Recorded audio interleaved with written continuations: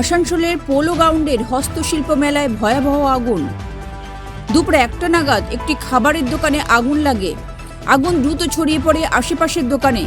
হস্তশিল্প মেলায় মূলত কাঠ, বেতের আসবাবপত্র ও সামগ্রী থাকায় দ্রুত আগুন বিধ্বংসী চেহারা নেয়।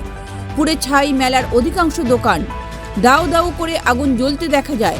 ঘন কালো ধোঁয়ায় ঢেকে যায় এলাকা। ভয়াবহ আগুনে আতঙ্ক ছড়িয়ে পড়ে মেলায়। ঘটনাস্থলে দমকলের ইঞ্জিন, দোকানদার, স্থানীয় মানুষজন এবং পুলিশও আগুন নিয়ন্ত্রণের কাজে হাত লাগান। মারাত্মক পরিস্থিতি মেলা প্রাঙ্গণে। প্রচুর ক্ষয়ক্ষতির আশঙ্কা। কী করে আগুন লাগলো তা এখনো স্পষ্ট নয়, তবে হতাহতর কোনো খবর নেই।